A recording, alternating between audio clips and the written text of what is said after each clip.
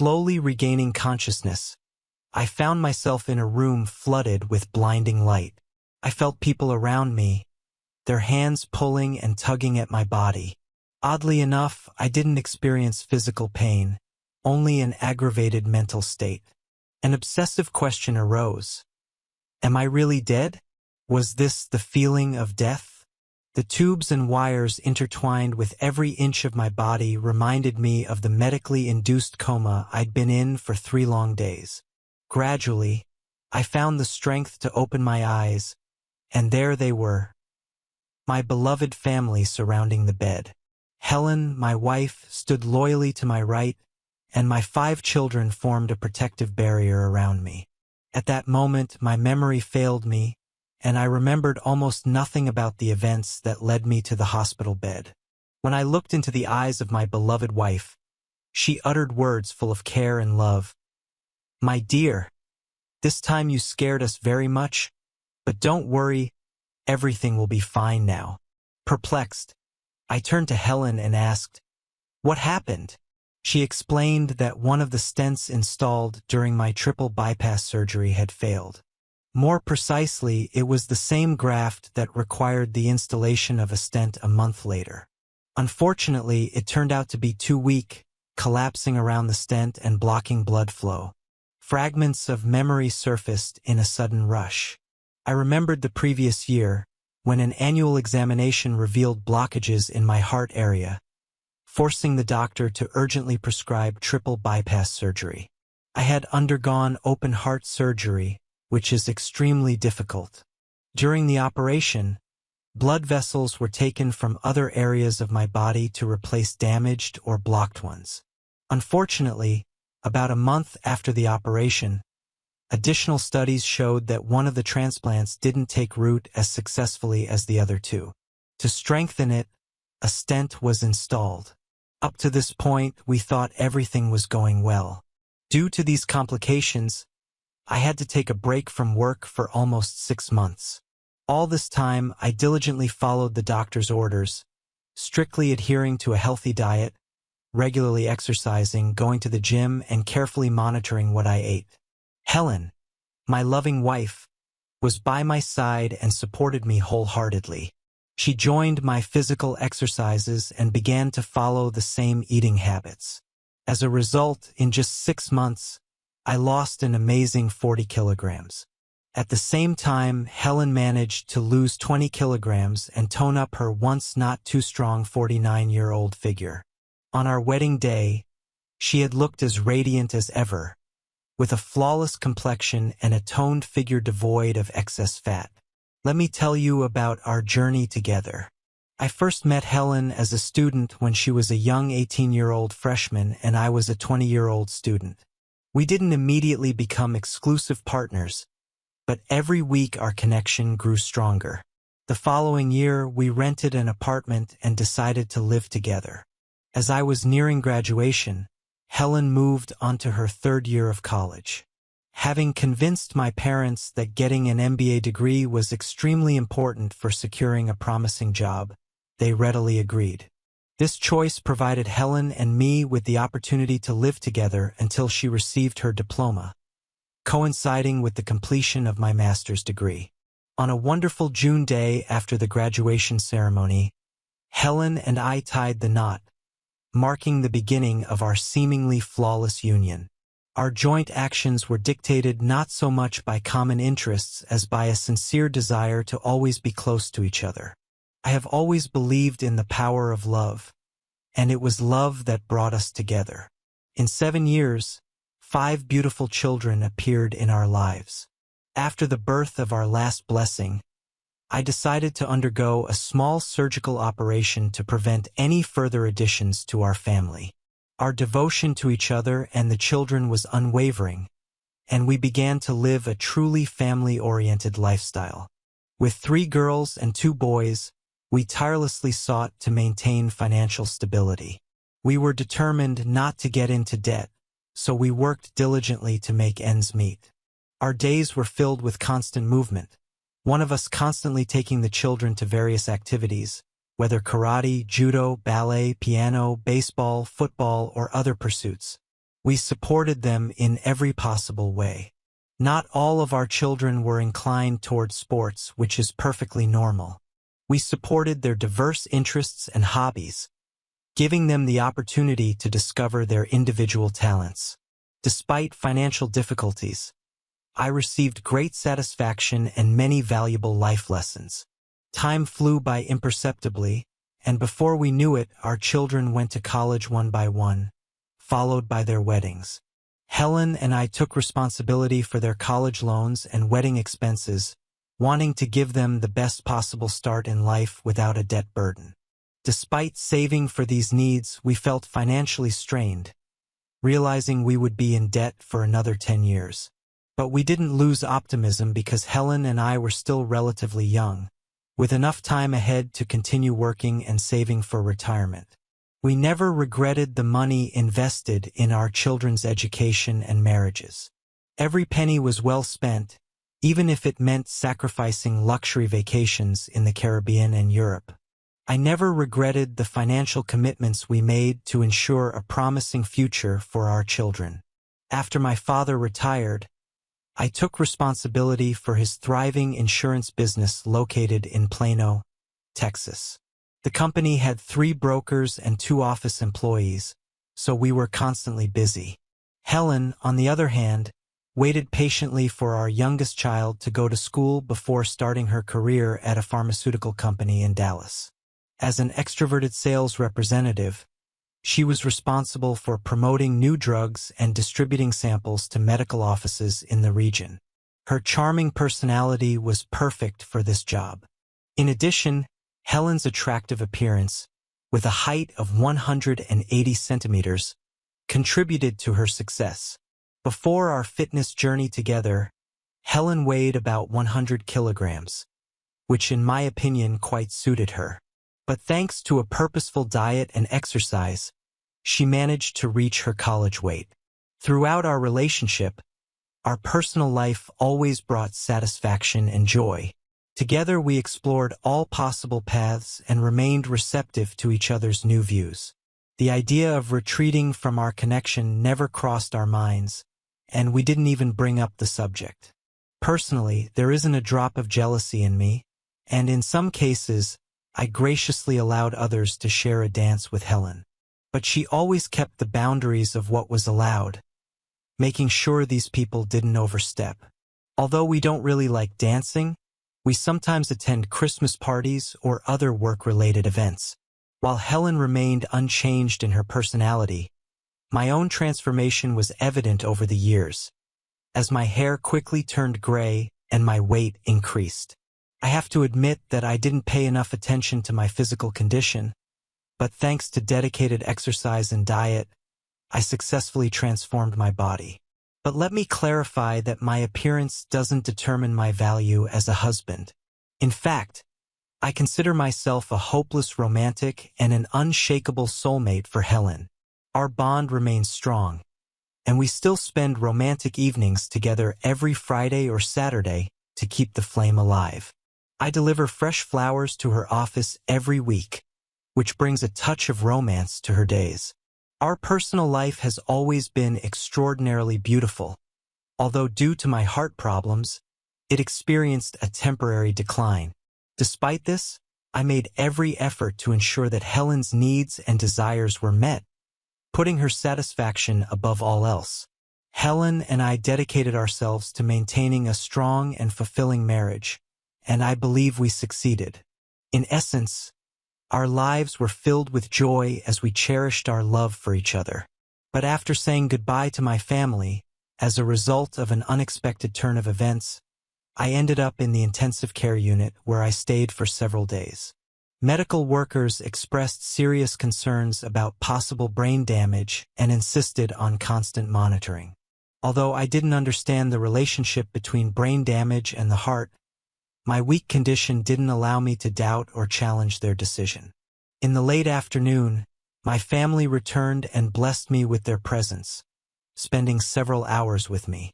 During this time, Helen looked at me with eyes full of care and tenderness. Looking into her eyes, I felt a deep sadness settle within her. Trying to comfort her, I assured her that I would be fine and she had no reason for such worries. But she remained silent, apparently overwhelmed by emotions. The next morning, a police officer unexpectedly came to see me. Confused, I asked if I had inadvertently violated any law. In response, he looked at me and laughed. "No, you haven't broken any laws," he reassured me. "In fact, I was the first to react after you turned on the alarm. Your quick actions played a significant role in saving your life. I will forever remain in debt to you." I modestly waved away his gratitude, explaining my actions as simply doing my duty. "It's just part of my job," I replied modestly. But deep down, I felt a sense of relief that I had been nearby and arrived at the scene so quickly. "Due to the limitations of my memory, could you tell me in detail about the events that took place? I can share the information that I remember, but there may be gaps that you will have to fill in." At about 2 o'clock in the morning last Friday, I received a signal that an alarm went off in your house.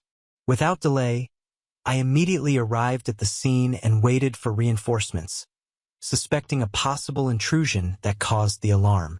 The alarm system made several attempts to contact you, starting from a landline phone, then from a mobile phone, and finally got through to your wife's mobile phone, where only she answered. She was in Denver, completely unaware of the situation, but she insisted that I definitely needed to be present in the house and directed us there with a sense of urgency. I began to inspect the premises, hoping to find any signs of forced entry. Despite a thorough search, there was no material evidence of a break-in. Having made up my mind, I began to look through the windows with a flashlight, desperately looking for answers. Eventually, in the back of the house, I saw a terrifying sight: you lying motionless on the kitchen floor. Reacting quickly, I had no choice but to break down the door by force to get to you. A cursory examination led me to the conclusion that you may have had a heart attack. Without hesitation, I immediately contacted the rescue service and started performing artificial respiration. A fire brigade quickly arrived at the scene, which included trained paramedics. Accordingly, I entrusted them with further treatment. After that, an ambulance arrived promptly, which urgently took you to the hospital for medical care. I immediately informed my office of the need to break into the back door to get into your house. Since your wife was in Denver and you were hospitalized, I needed to stay in the house until the door was properly secured to ensure safety. A carpenter was called who fixed plywood on the door. Also, I contacted the security company to disable the alarm system before I left. I tried to clean up the kitchen. The doctors and the ambulance crew left the area in some confusion. In the midst of this chaos, I found your mobile phone, which I am currently returning to you. But that's where my knowledge ends. Here is all the information I have. The officer shared information that allowed me to fill in some gaps in the story. I remembered waking up with excruciating chest pains. Trying to ease the discomfort, I got up to get a glass of water and take an aspirin. Unfortunately, I only managed to reach the refrigerator before collapsing. There was an alarm panel next to me, and somehow I found the strength to press the alarm button. Falling to the floor, I realized I was in mortal danger.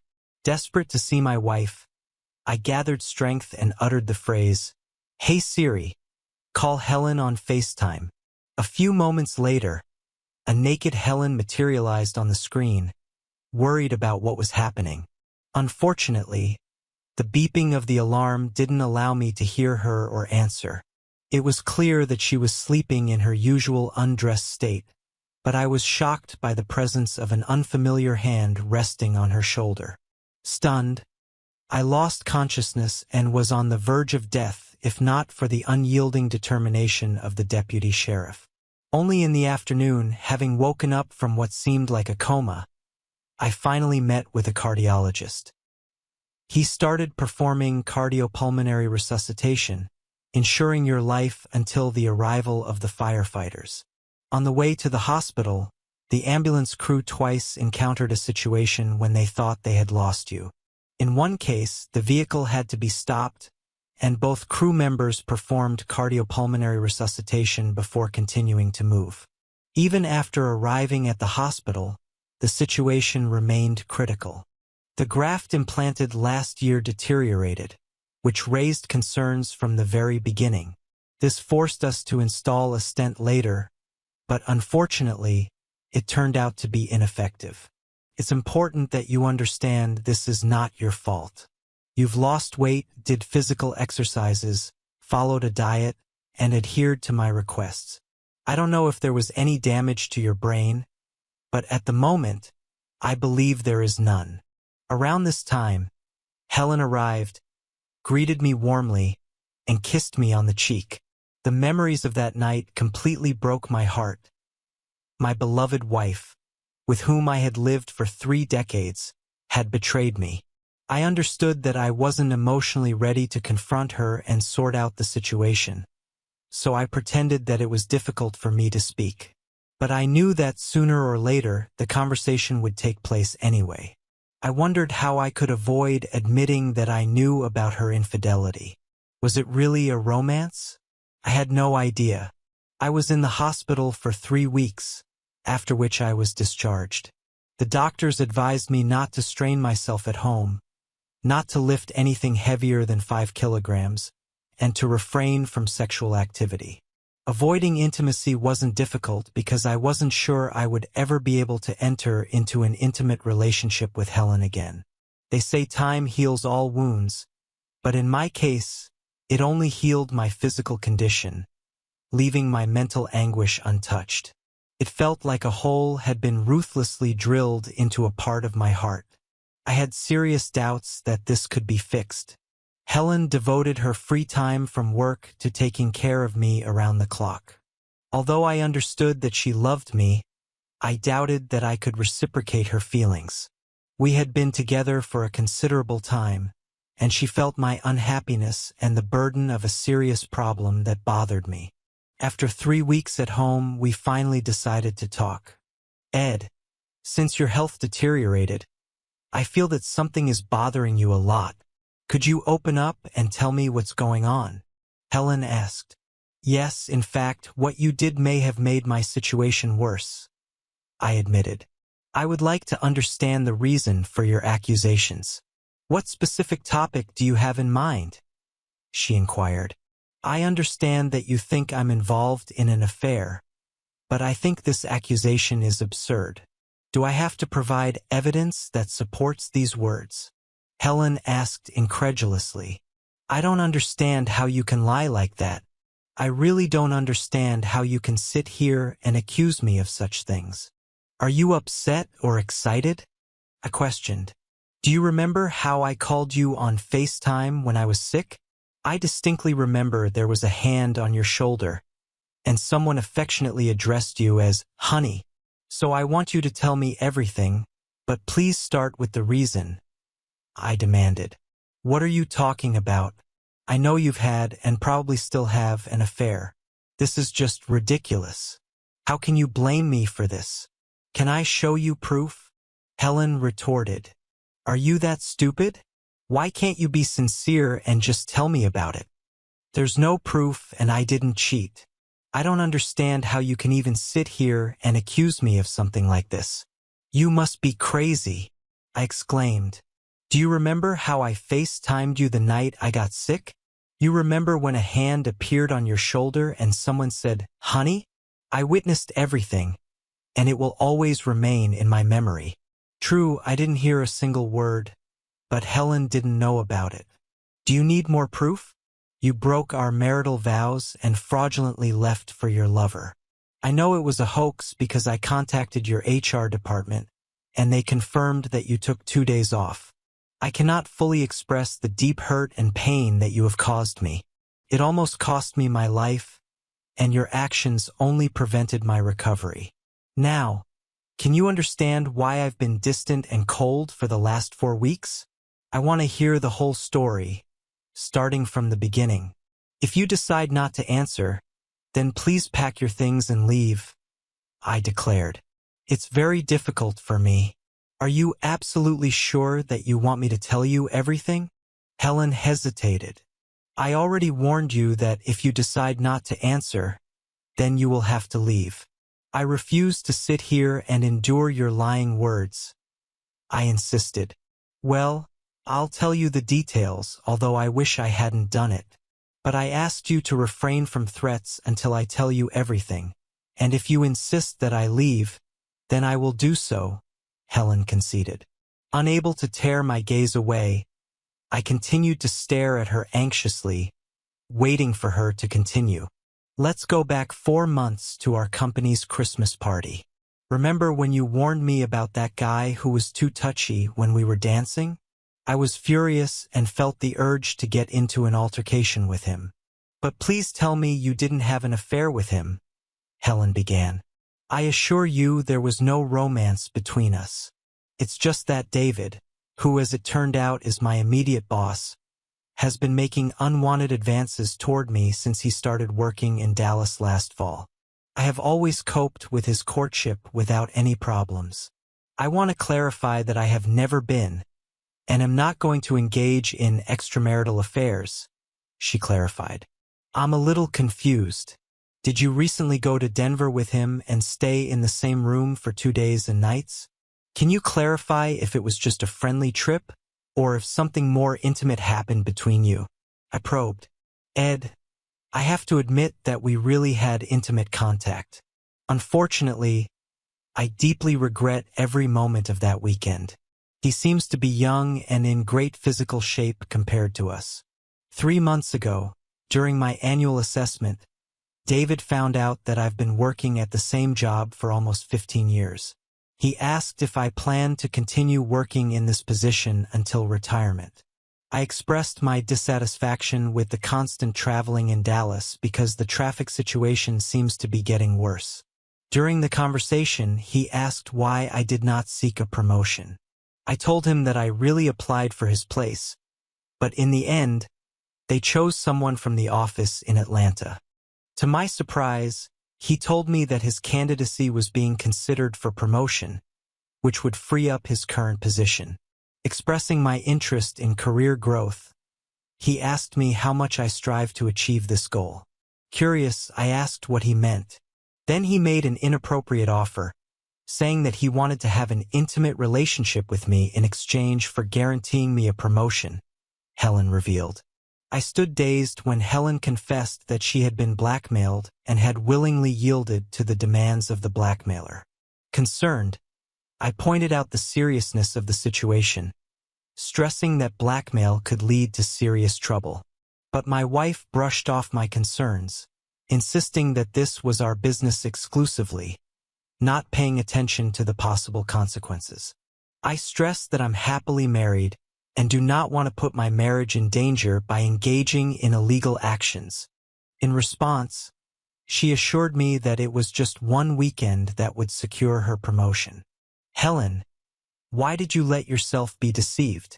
I have been urging you to quit this job for many years. We can do without your income, especially considering that last year and now I have taken additional leave without pay. Although it will take us a little longer to pay off our debts, we will manage. While I admit we don't necessarily need the money, it helps us keep busy, especially considering the costs of college and our kids' weddings. The additional income played a crucial role in paying off their loans.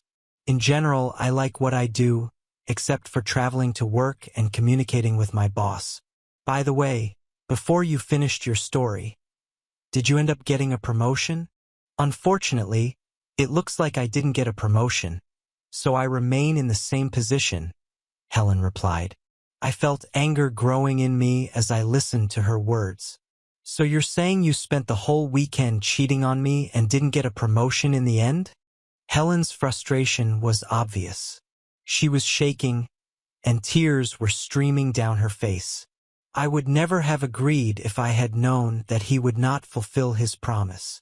And now, please continue your story. He continued to relentlessly pursue me at work despite my repeated refusals to communicate. I was adamant, not wanting to jeopardize my marriage.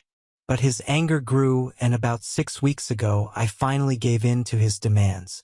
We came up with a story about participating in a management conference in Denver and carefully planned the weekend. Our departure was scheduled for Thursday morning, and our return was scheduled for Saturday. He took care of everything.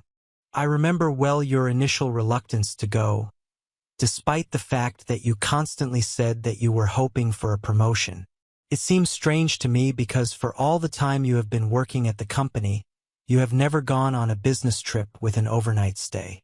But I was still intrigued. You kindly drove me to the airport, where I met David in the departure lounge. Our flight was pleasant, thanks to the fact that he booked seats in business class. But what happened behind closed doors was unexpected. David booked a single room with a double bed, and his desire for me became undeniable as soon as we entered the room. On Thursday afternoon, we went sightseeing and then enjoyed a nice dinner. After a short sleep, just when he started intimate activity, we were interrupted by an alarm signal.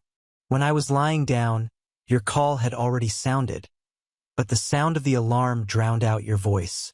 I was desperately hoping you hadn't noticed David's presence. But now I understand what you noticed. Your face turned pale, and by the continuing alarm, I realized that something was wrong.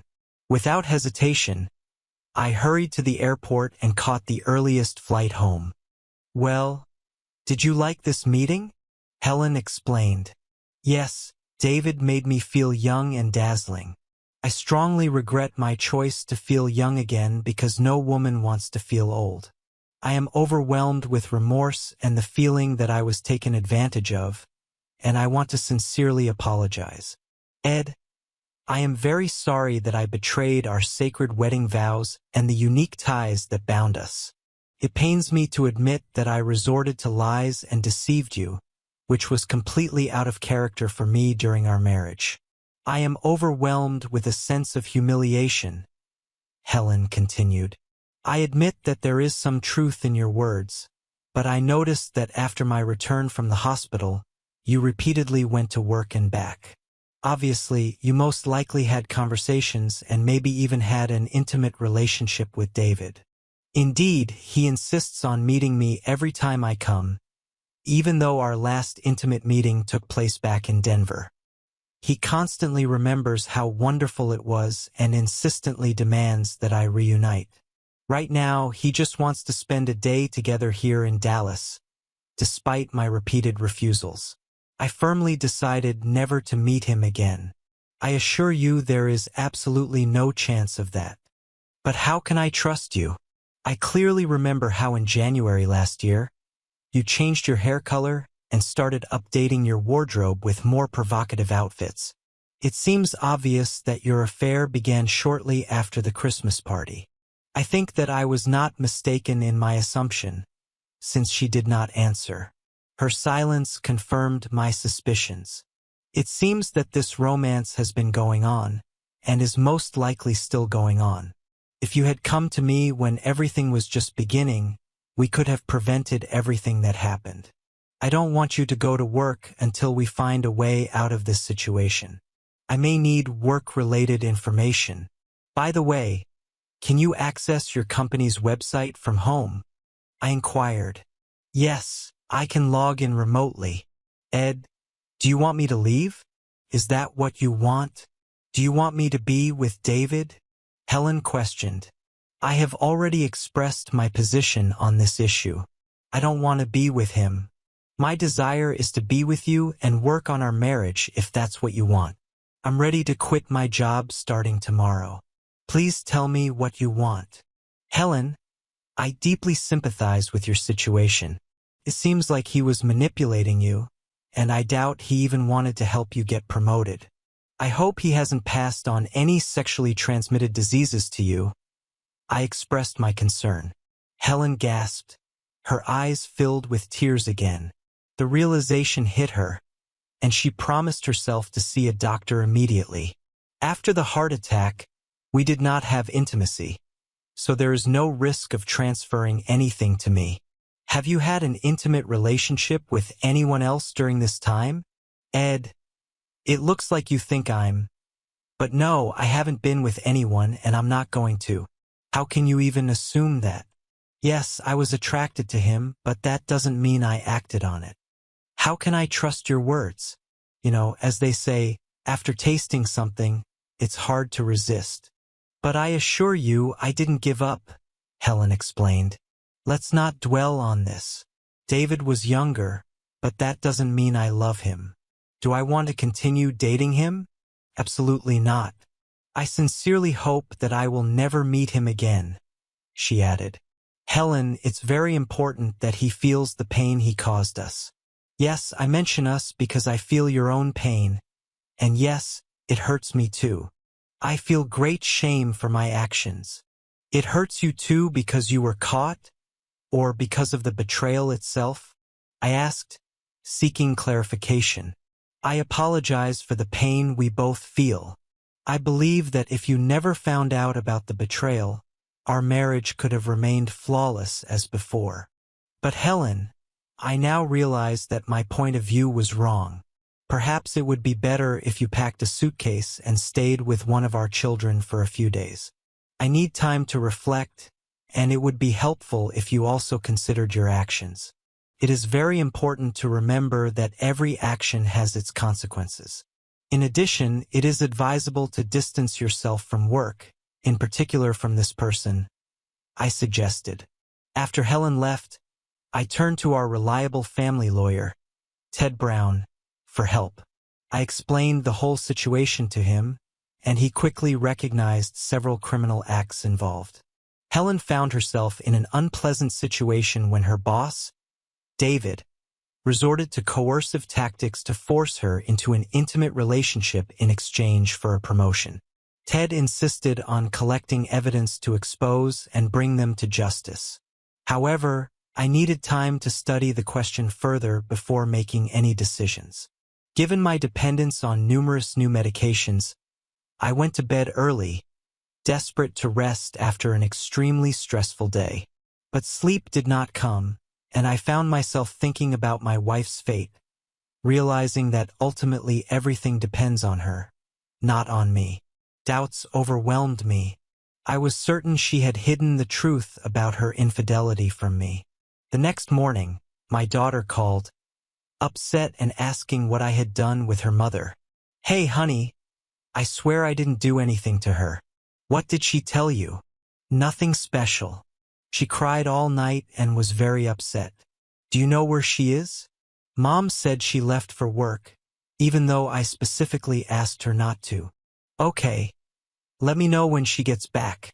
She said she was spending the night with a friend, so she took her suitcase. I have to go. We'll talk later. Goodbye, Dad. Bye, baby.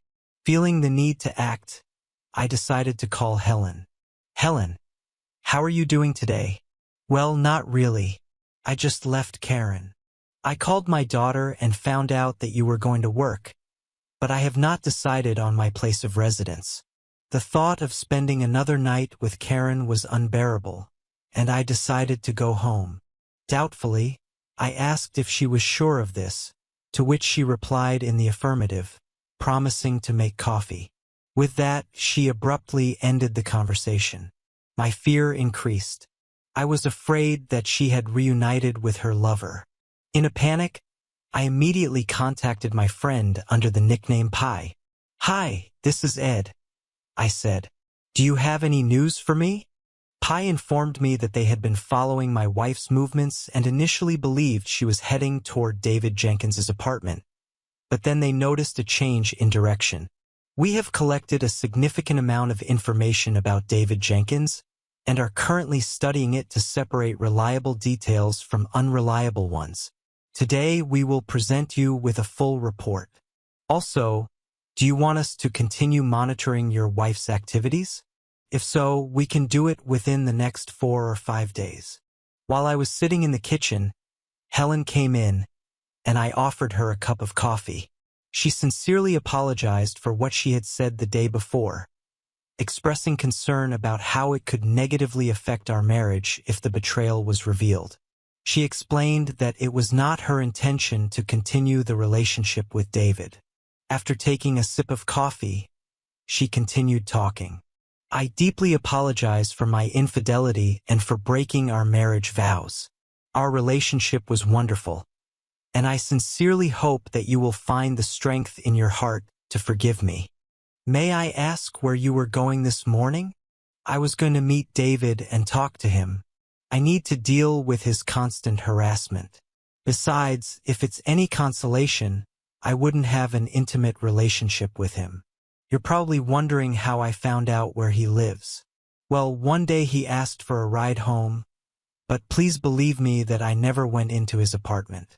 I want to assure you that I have never had an intimate relationship with him at his home.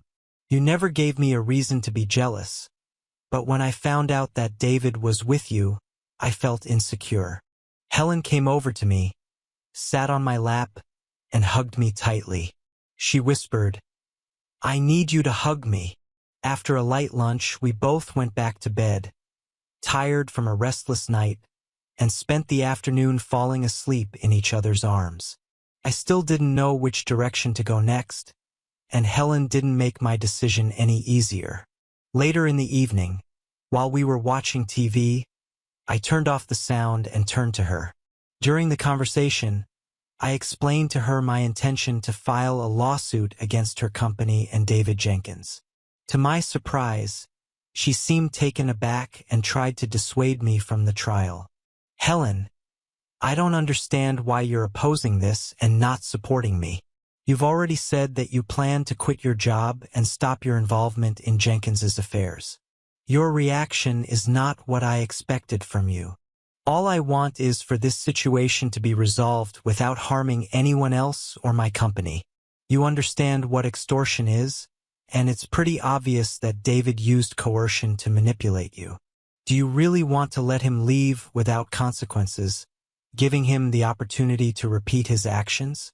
Do you really think that I will sit idly by? He has tried to ruin our marriage, and now I'm going to completely ruin his life. I very much doubt that he will dare to repeat his actions." I turned off the TV and calmly said, "Wait, I'll be right back." Heading to my computer, I quickly printed out the documents sent by my trusted source. "Helen, I have to show you something." An email came to me. I carefully scrolled through each page until I found what I wanted. Look, David was forced to leave Atlanta because of an unresolved sexual harassment lawsuit that brought shame on the company, even though it wasn't proven. Moreover, during his student years, he was accused of committing a crime against sexual integrity, but no evidence was found to support these accusations. I'm wondering why you're standing up for him. It seems that you have feelings for him and want to preserve your intimate relationship." She abruptly rose from her seat, directing her anger at me, and exclaimed, "Do whatever you think is necessary." With that, she ran off to the guest bedroom. It was obvious that she was furious and upset with my intention to go to court. I couldn't help but wonder why she was so insistent on supporting him. Maybe she had romantic feelings for him. Once again, I barely managed to find a quiet night's rest. Every time I believed that we were telling the truth and that we had a chance to fix our relationship, Helen stubbornly hindered my progress. The next morning, I was standing in the kitchen when she came in. "Good morning. Would you like some breakfast?" I suggested. "No, thank you. I'll be out for a couple of hours. I'll be back before noon," she replied without any affectionate gestures or declarations of love. I couldn't shake the certainty that she was communicating with her lover and most likely exchanging text messages with him throughout the evening. The emotional distance between us was increasing, and deep down, I felt that the hope of reconciliation was fading. Helen was gone for 2 hours, and just before she came back, I got a call. "Ed, is your wife at a Starbucks on 3rd Street with Jenkins?" They chatted over a cup of coffee for more than an hour, after which they said goodbye, and she even kissed him goodbye. These simple details were enough for me to make a decision. Around noon, Helen finally returned and found me in the kitchen, where she was treated to a cup of coffee. I couldn't resist asking her a question. Helen, didn't you have enough coffee at Starbucks? Did you really ask someone to follow me? No, my dear. One of my clients works there and witnessed how you met with Jenkins. Apparently, it was very good for you. Yes, I met him, as I said yesterday. I was looking for an opportunity to end the relationship. But I have to ask, is it customary for you to kiss someone when you want to end it? Helen, please pack your things and leave, as I'm tired of your lies and deception. You can go to Jenkins. I don't care because our relationship has come to an end. I know you're still finding ways to see him and continue your romance. How can you admit to your long-term spouse that their marriage has turned into a facade and is now over? How can you let go of so many years of loving partnership? While she packed up and left the house, I stayed in the kitchen. After that, a private detective called me and confirmed that Helen was in her lover's apartment. Thanking him for the information provided, I asked him to send me an invoice since his services were no longer needed. The next day turned out to be incredibly hectic. I contacted my lawyer and informed him of my desire for Helen to be taken to court immediately, preferably at the place of residence of her lover.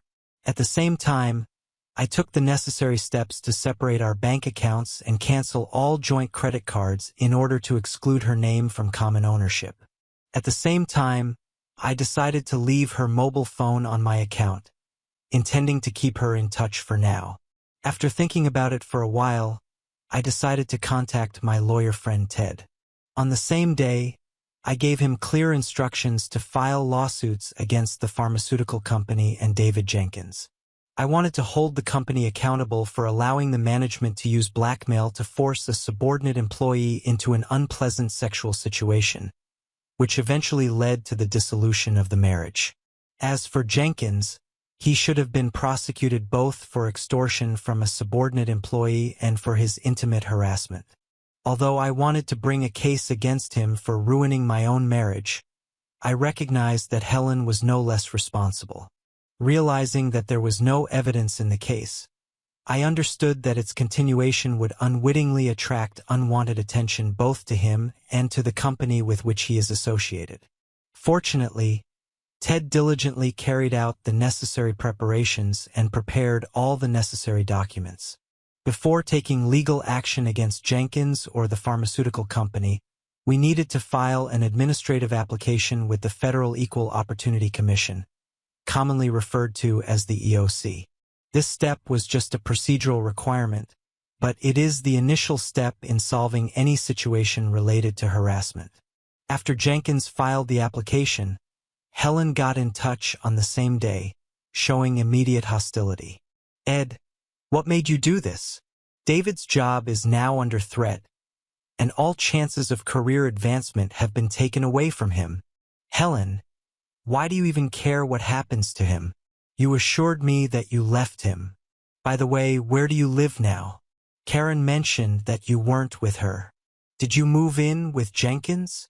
I don't want to witness how he suffered, especially if it would damage his professional life.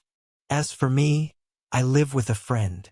For your information, I plan to completely destroy his career, just as he destroyed our marriage. So is your friend a man or a woman? It's amazing to hear such words from you. It's not like you at all. I've never seen my marriage break down like this before, and I think you played a significant role in this.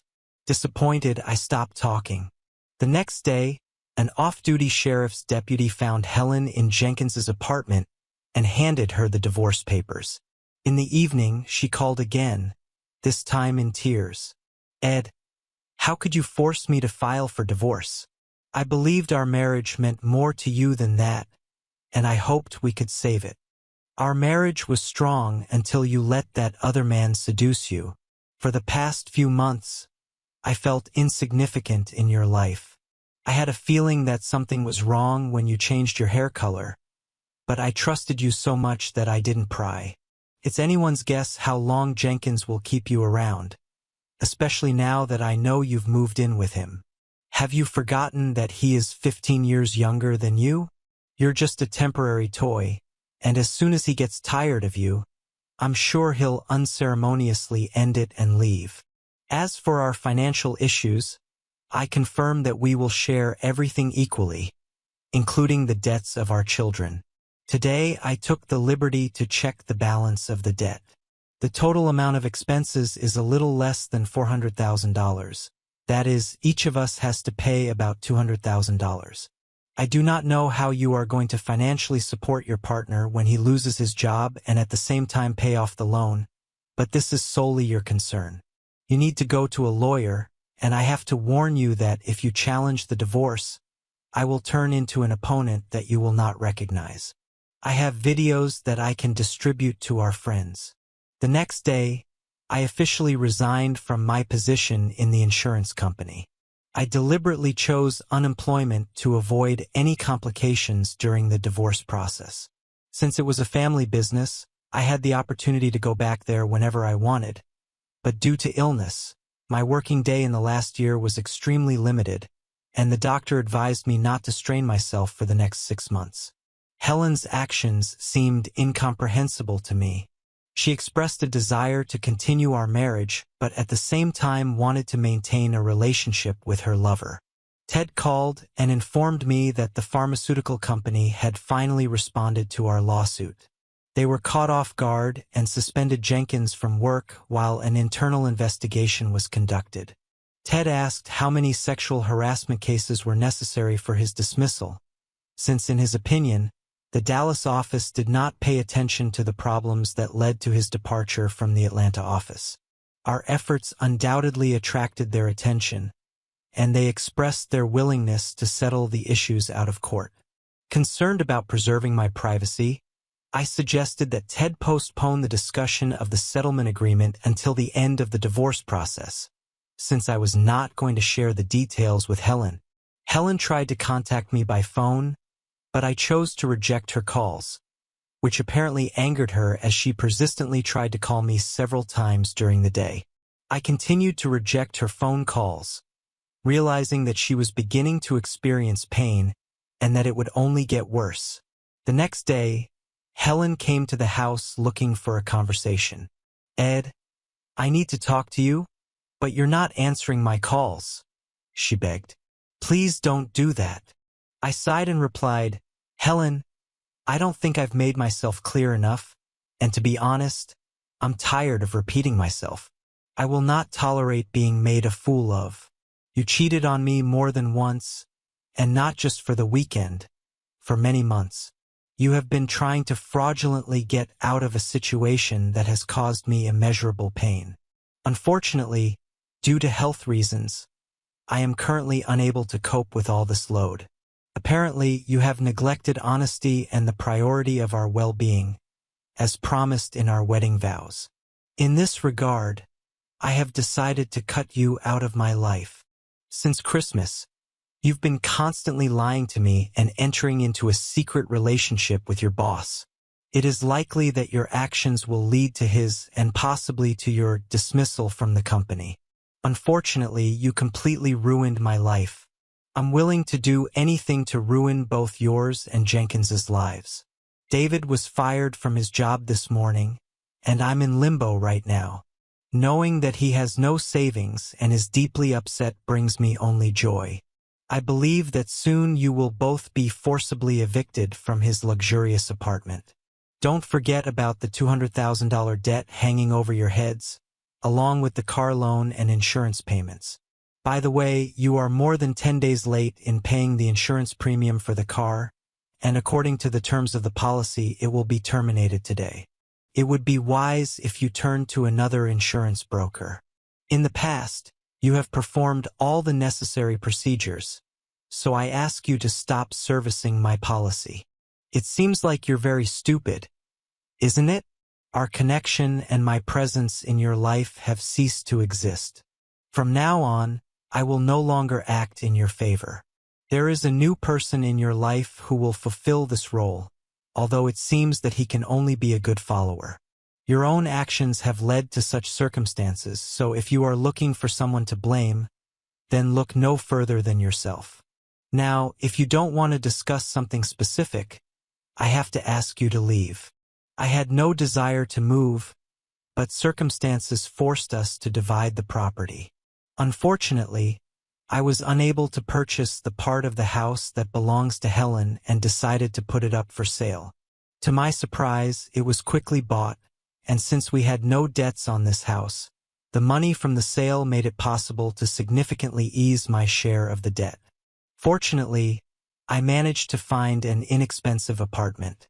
Collecting things from home, I took only what I wanted without consulting Helen, since she was to blame for the whole situation.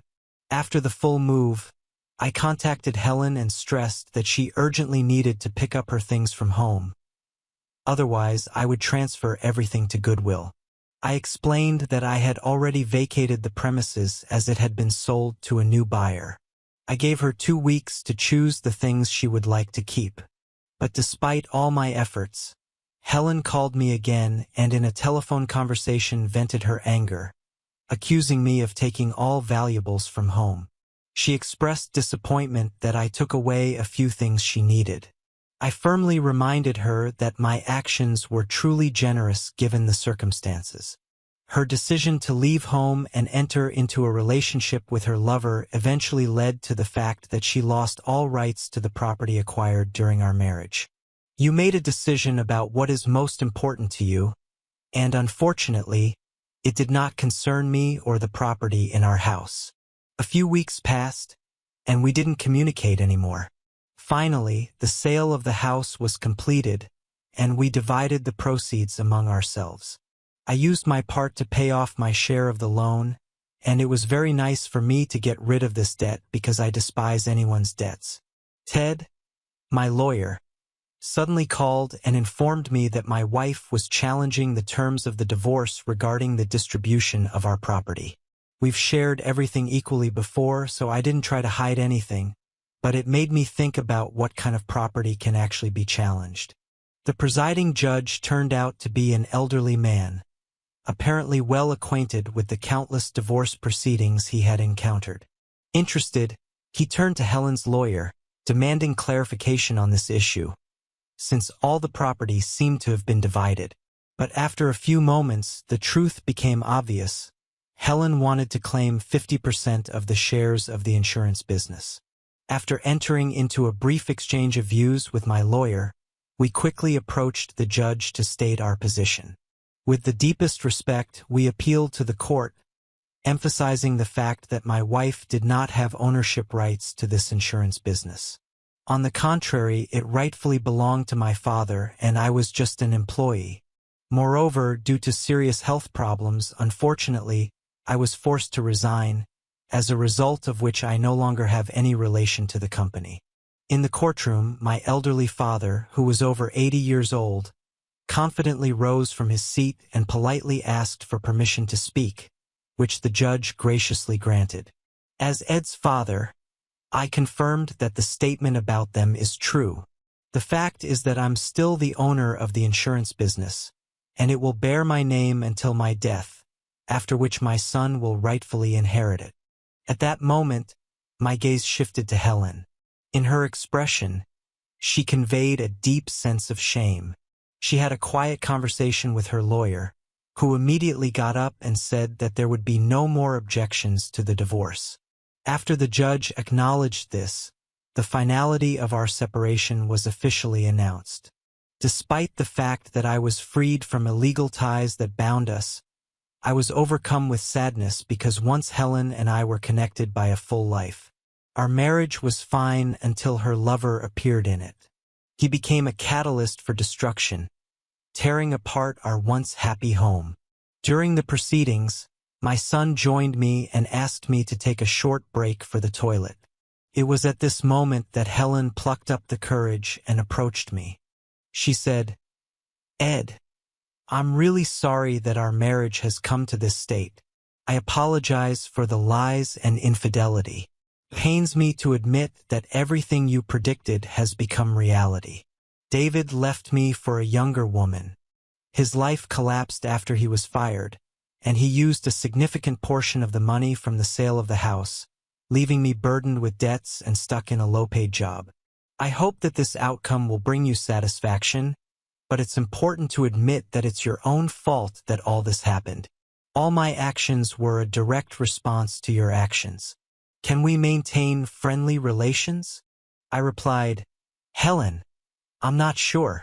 Maybe in the future, but at the moment I don't believe it's possible.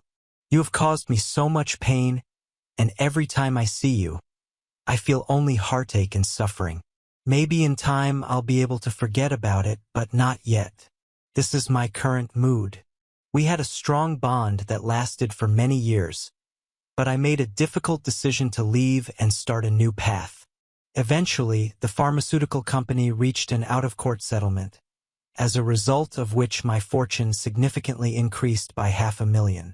Perhaps I could have obtained further compensation, but at that time my main goal was to end the past. The monetary aspect was insignificant compared to the search for justice. Unfortunately, Helen was never able to find a job that would match the previous profitable one and remained burdened with debts. Her life turned into a constant series of problems and difficulties despite the constant support and help of my children. Forgiving her turned out to be a difficult task. According to them, she rarely went on dates and looked older than her years. Although I sympathized with her, she had brought this fate upon herself, and it was time for her to take responsibility for her actions.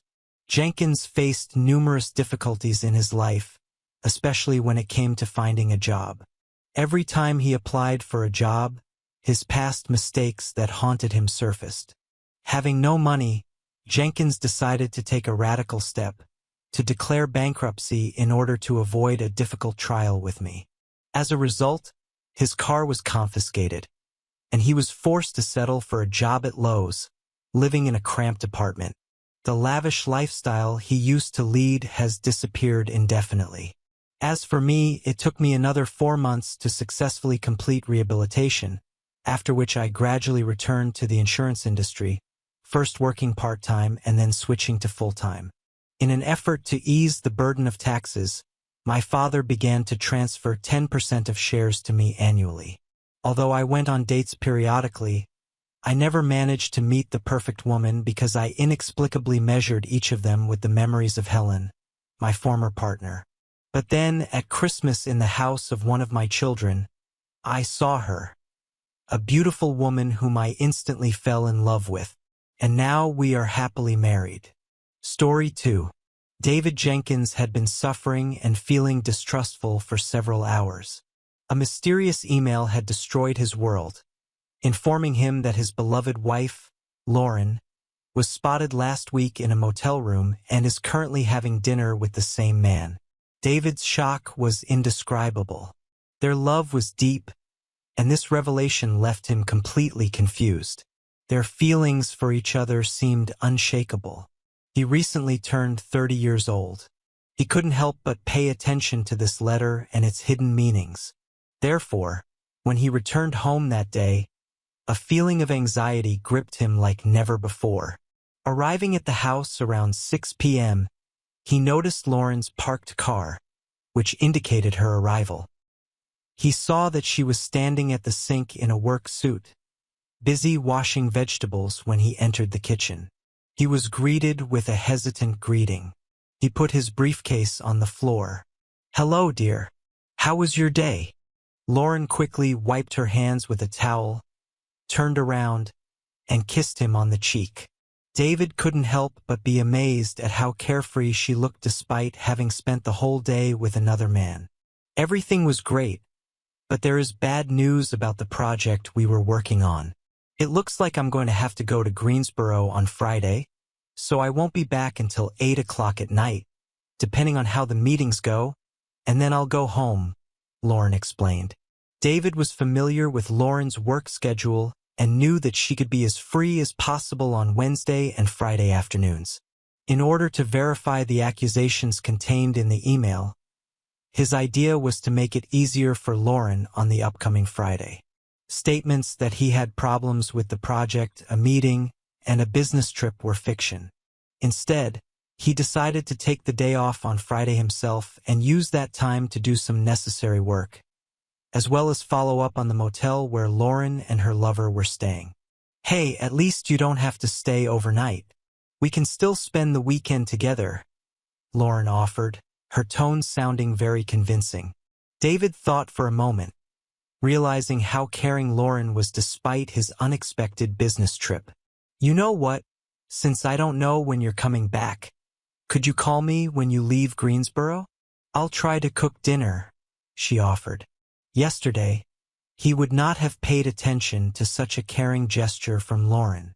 Now, he doubted that she had asked him to give her a 2-hour period of time to hide any evidence of her infidelity.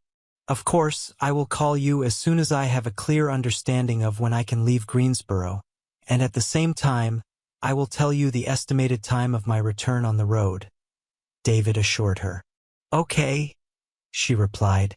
The purpose of Friday now was to make it easier for Lauren to cheat with her lover again, assuming that it really was her at the motel. And if this letter turns out to be true, David wanted Lauren to think she didn't have to worry about him catching her. "David, I'm going to cook dinner and then take a quick shower. Can you keep an eye on the frying pan?"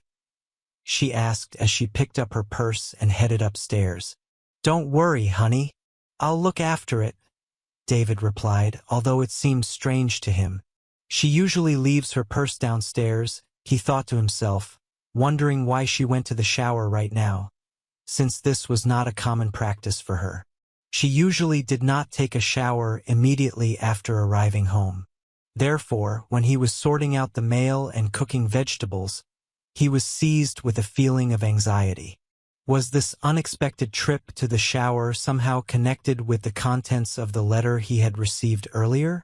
David sighed, thinking to himself, "My life is a mess. Just one anonymous letter. And now I'm already questioning all the moments of my once happy marriage." Throughout dinner, it was noticeable that David was in thought. "Is there something else bothering you, dear?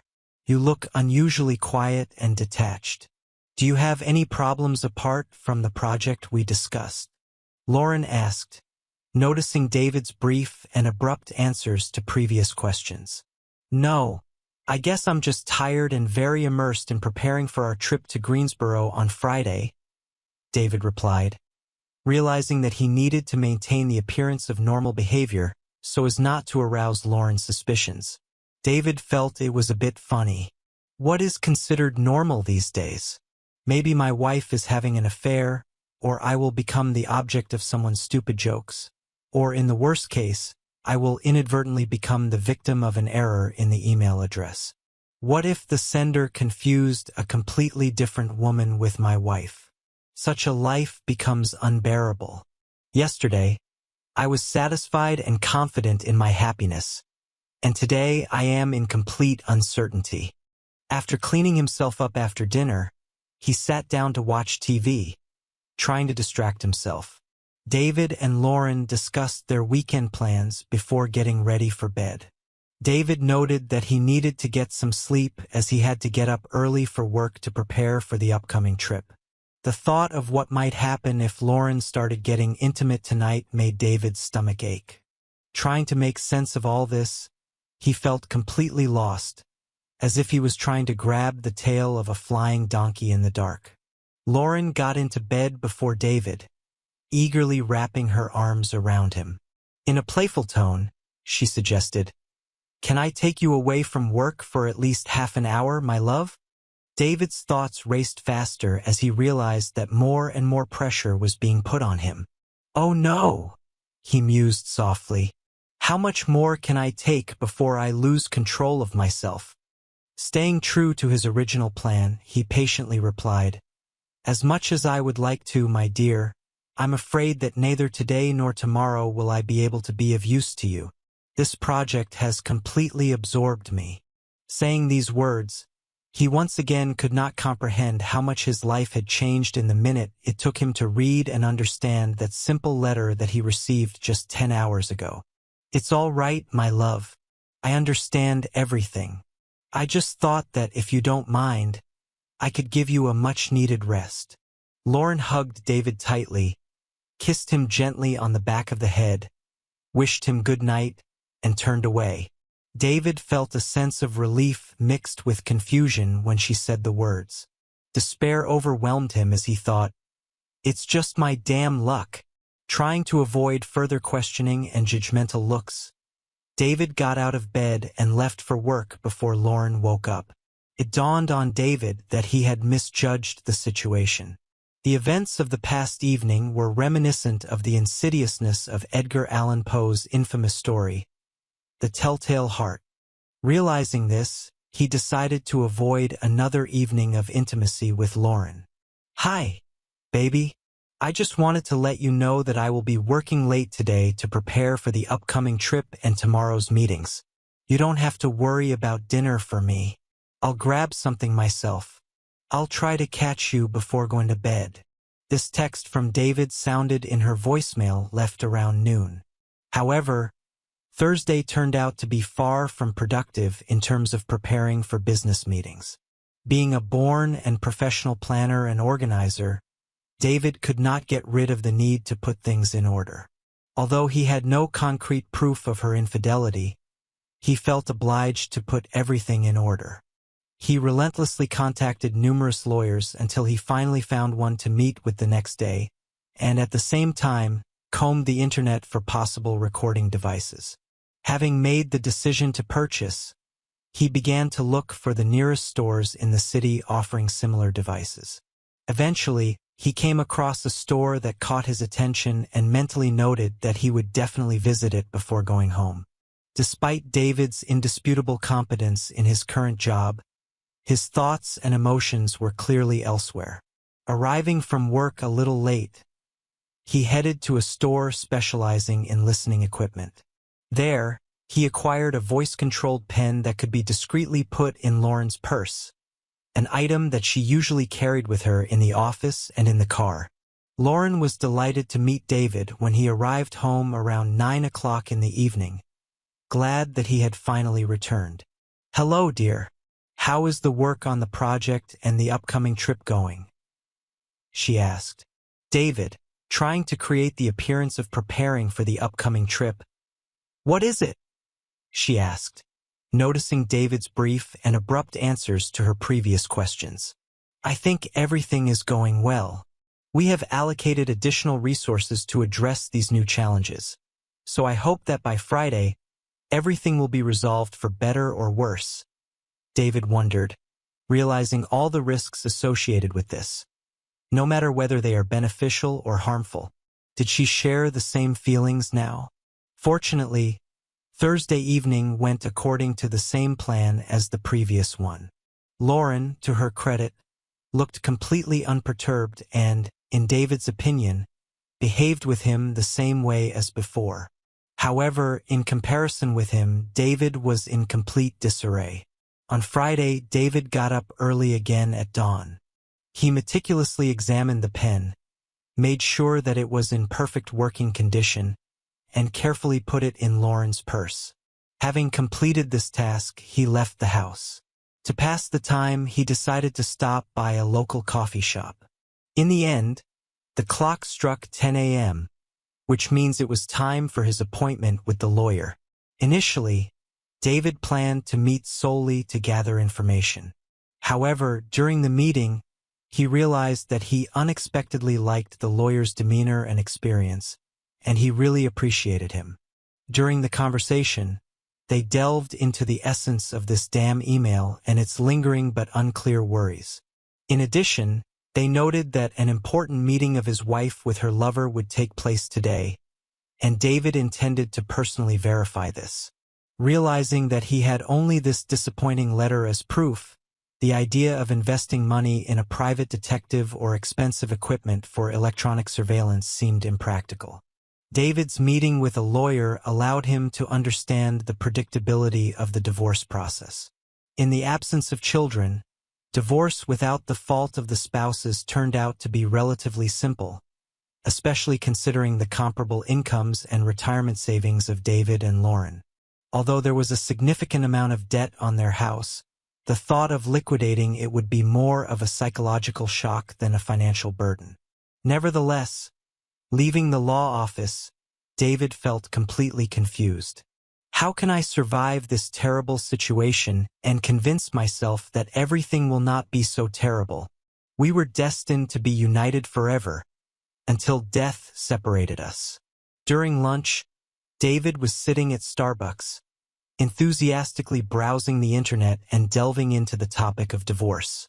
The sites were replete with information on how to recognize the signs of infidelity, how to evade responsibility, hide income, and even detect them.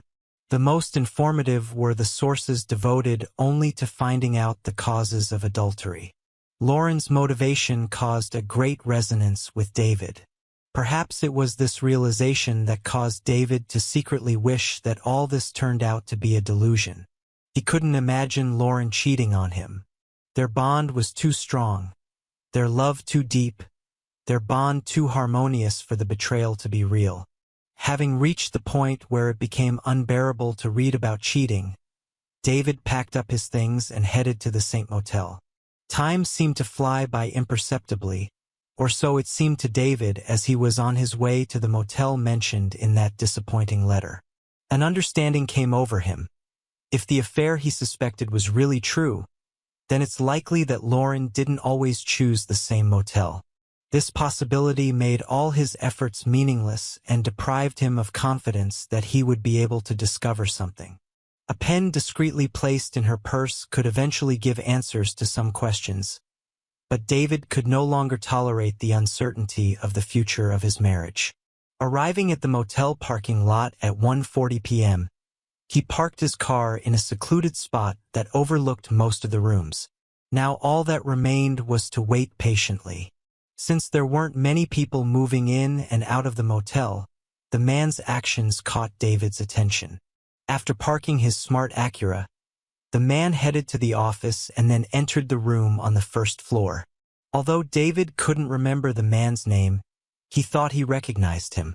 It began to seem to him that he had already met this person in the past. All of David's doubts and hopes were dashed in an instant. Just 5 minutes after, Lauren's Honda Accord stopped next to the Acura. She got out of the car, clutching her purse tightly in her hands. She quickly went to the door of the same room and, without hesitation, knocked on it. After a few moments, the man opened the door, allowing Lauren to slip inside without difficulty, radiating his trademark confidence.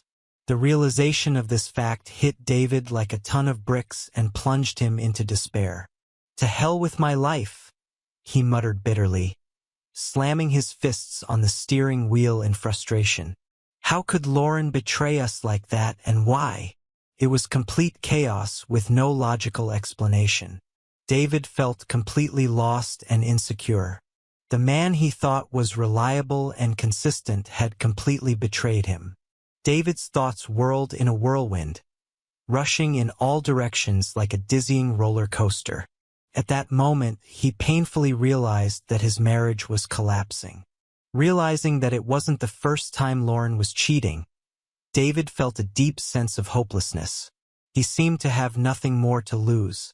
Near the motel, he had no desire to confront them by knocking on the door. The situation could turn into trouble, and he needed time in personal space to put himself in order and develop a strategy for further actions. His previous self-doubt did not allow him to emotionally prepare for the upcoming actions. Suddenly, he remembered the pen he had slipped into her purse and grimaced bitterly. This realization hit him hard, and he thought, "That's right, that damn pen. How wonderful." He managed to take several pictures of two cars standing side by side and save the history of their meeting. He was especially interested in the man's car. He zoomed in and photographed its license plate. Gradually, he turned to the exit and drove out onto the road again, having no purpose. As a result of aimless driving, he found himself dangerously close to a red traffic light, narrowly avoiding a collision that plunged him into shock. He was looking for something that could calm him down and went to a local PB where, Over a glass of refreshing beer, he was able to take a break and think about all his thoughts. At first, it seemed to him that he had moved from a simple premonition to a complete understanding, but he soon realized how little he knew about the current situation. The identity of this man remained a mystery, as well as the duration and motives of his wife's infidelity.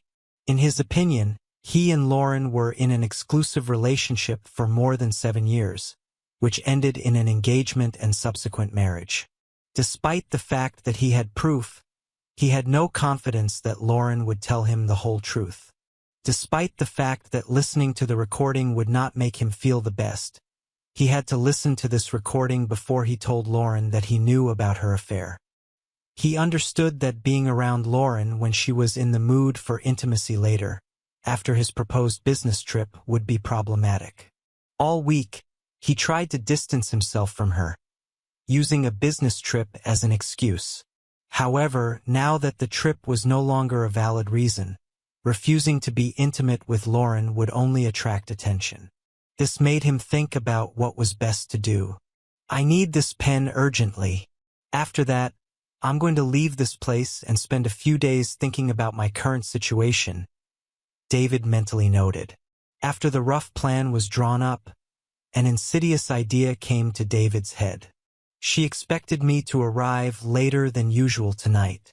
In order not to upset either her or her lover, I have to call and tell her that I'm almost home. After finishing his drink and paying the bill, he pulled the car onto the road and reached for the phone, dialing Lauren's number. After typing a voice message, he spoke excitedly. "Hi, honey. I have amazing news.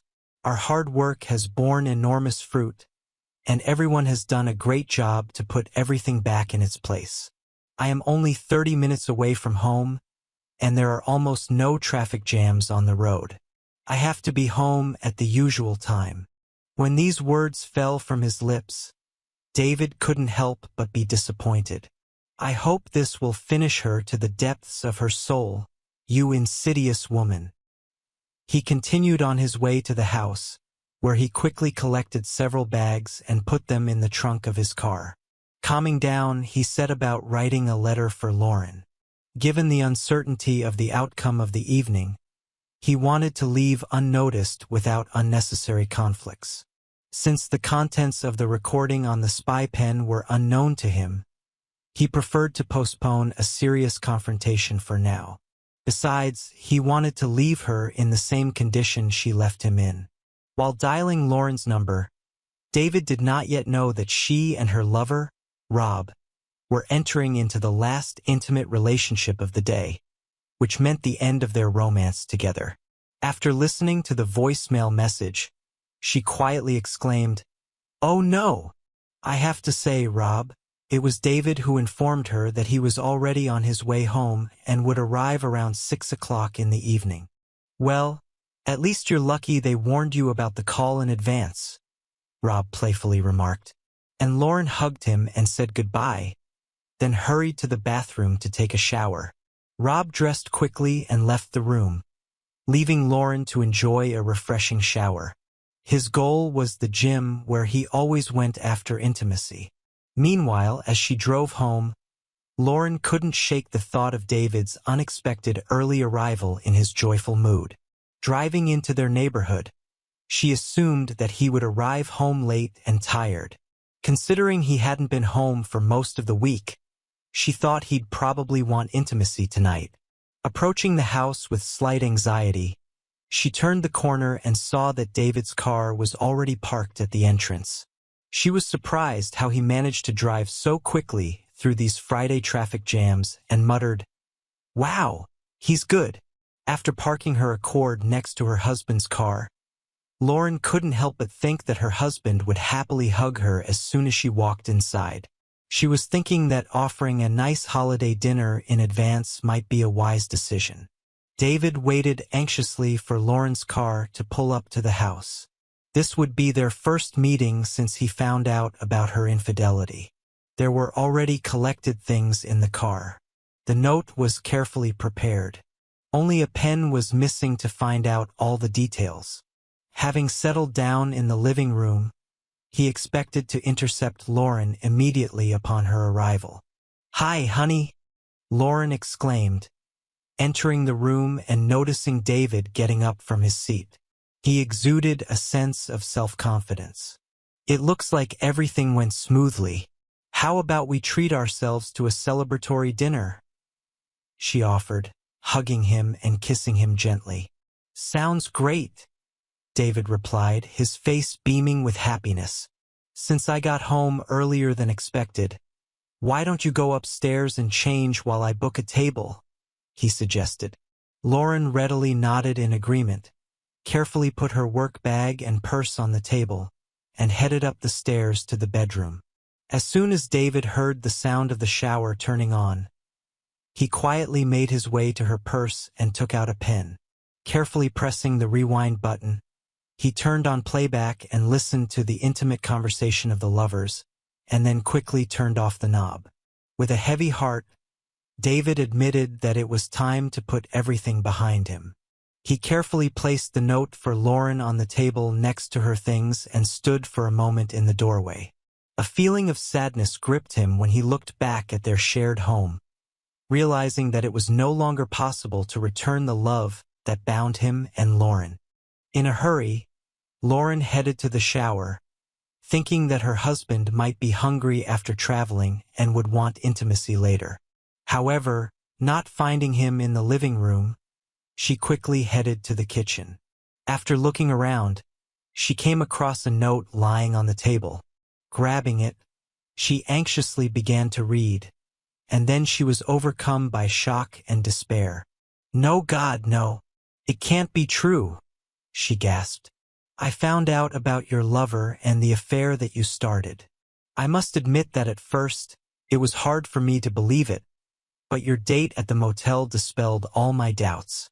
This revelation has completely torn my soul apart, and I feel deep sadness and anger towards you. I can't be around you right now. I want to collect my thoughts and decided to leave for a night or two. As soon as I sort out my emotions, I will contact you to arrange a time for our conversation. I ask you to refrain from trying to contact me or find me during this period. It's better for both of us if I'm not around until I'm ready to meet you face to face." After settling in the room, he had dinner downstairs and reluctantly ordered a double scotch with ice. When he returned to the room, he felt that he had to listen to the recording. Settling into a chair next to his desk, he turned on the recorder, and the moment Lauren entered the room, a familiar sound rang out. "Hello," she greeted Rob. "Can you believe we're done with meetings and everything else in just 30 days? I didn't expect everything to go so smoothly," Rob replied with a smile. "Hi, Lauren. No, I didn't expect it to be so fast either. We spent a lot of time on planning and preparation, and it turned out to be more than the time we spent on execution. I think this is the result of a successful plan, don't you think? Personally, I am relieved that everything is finally over. The stress of hiding our affair weighed on me, and I understand why long-term affairs often end disastrously. In our situation, this is not the case, although my wife still doesn't know anything. I can predict that over time, everything will come to a natural end. You mentioned that David won't be back in town until late at night, right? I thought it would be nice to have a drink today to celebrate our success and conclude, so to speak, with an unforgettable finale. Rob, it was pretty frustrating. Although I understand your request, we must adhere to the established rules and refrain from any actions not according to the rules." Lauren and Rob undressed, and David heard the sounds of kissing coming from Lauren. The bed creaked plaintively, and David became an unwitting witness to their betrayal.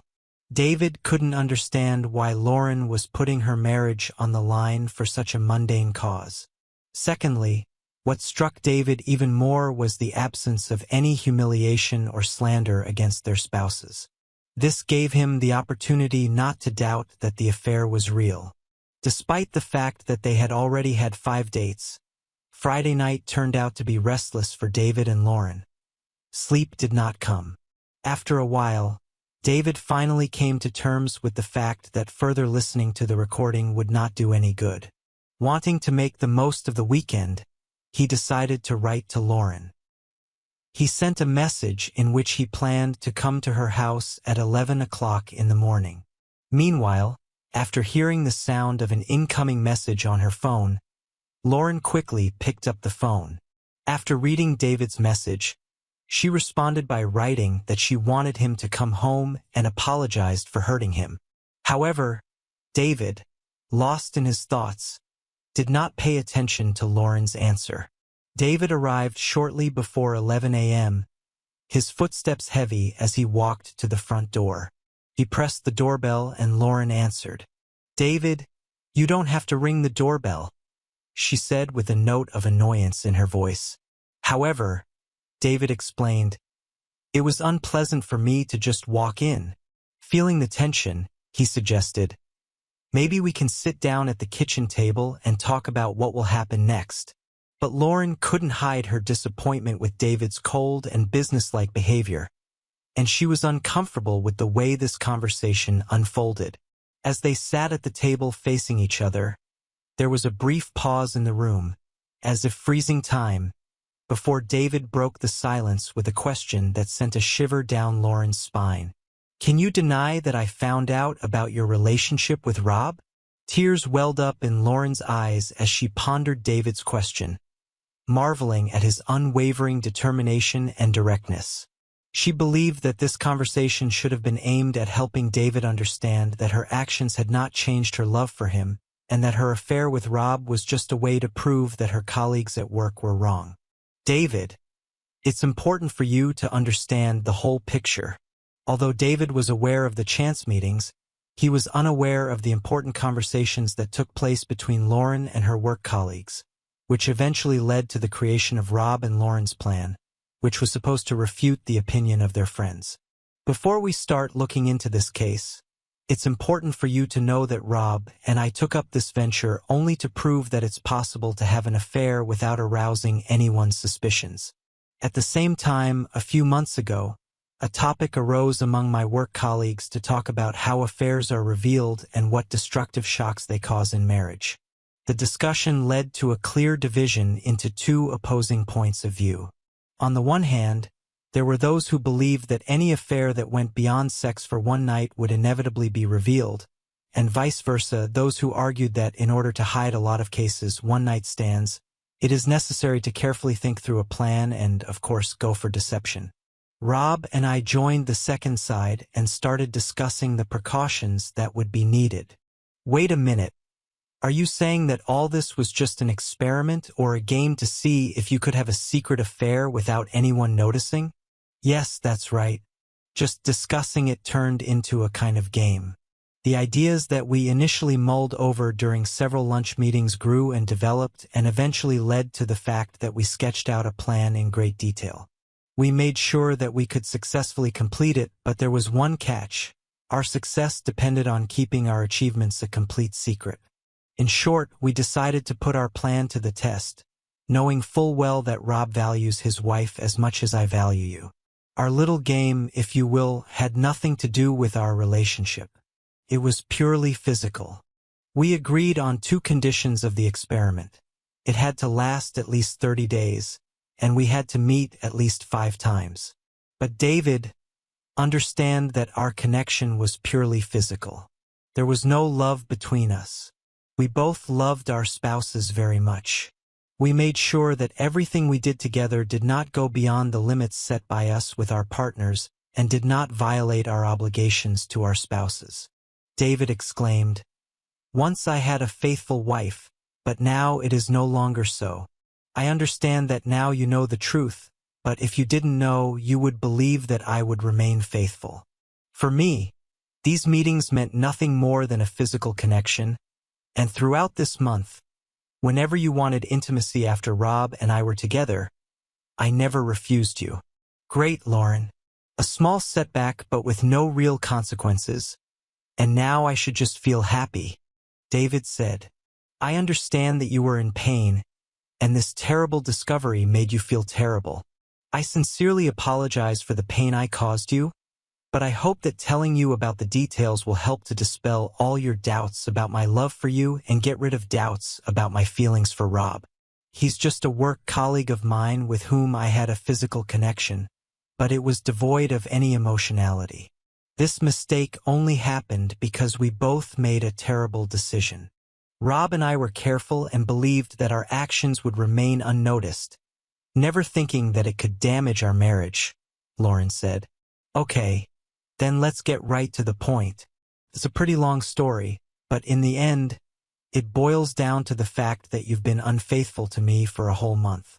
You entered into an intimate relationship with another man, completely disregarding our marriage vows, and wanted to hide this relationship from me until the end of our relationship.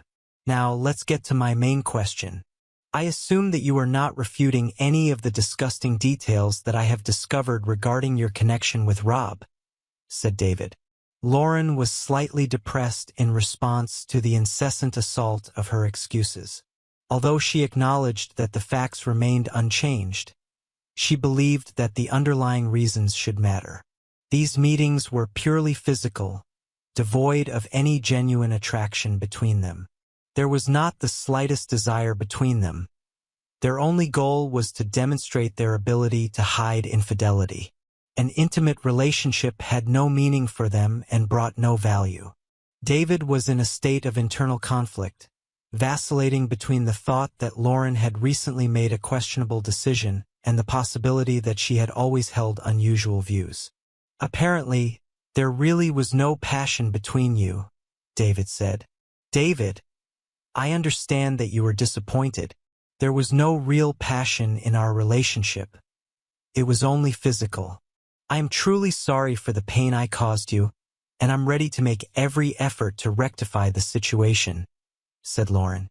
Wait a minute, it's still complete nonsense. The idea that it was just physical contact has no meaning, and deep down you are well aware of this fact.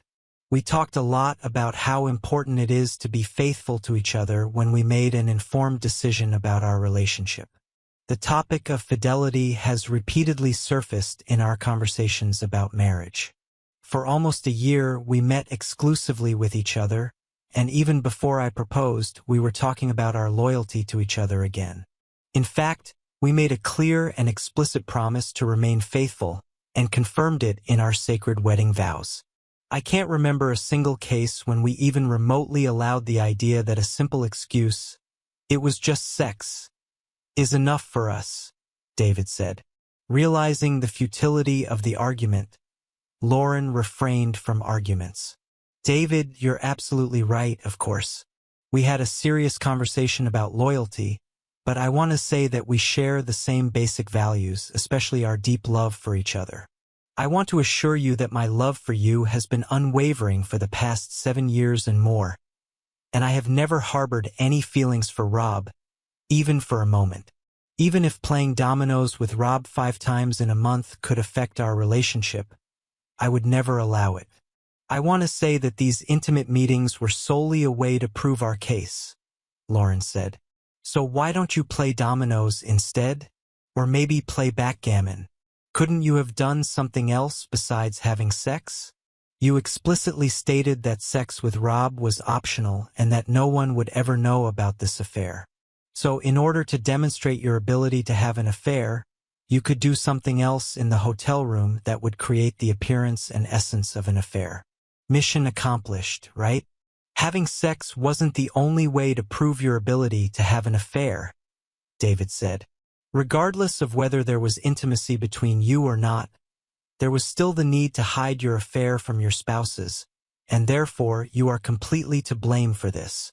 Lauren tilted her head to the side, thinking about David's question, and quickly found herself sinking into deep thought. She was trying to think of some other excuse to respond to his statement. In view of the fact that no one would ever know about it, it didn't matter at all whether Rob and I had an intimate relationship or not. In order to successfully win our secret bet, we only needed to realize our romance by hiding it with the help of secret meetings and hotels. Therefore, the question arises, why did she finally decide to have sexual intercourse? I'm not sure, David. The idea of a secret had never occurred to me before we developed a secret romance plan to see if we could pull it off.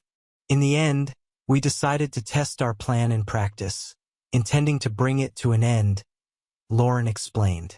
Throughout the day, you constantly use the word, just, to downplay the seriousness of your actions. It's like you casually say just for a second or just a little bit, when, in fact, your act is very destructive. It causes harm, and it is the most harmful thing that each of us can do for our marriage. Even worse is that you don't realize the scale of your actions, which is perhaps even more disturbing than the fact that you had an intimate relationship with another man 5 times in a month. It's as if you think these meetings were insignificant, which is far from the truth. This issue is of great importance to me, and so far we have not made any progress in solving it. So I decided to leave for a while, David said. After leaving, David returned to the hotel.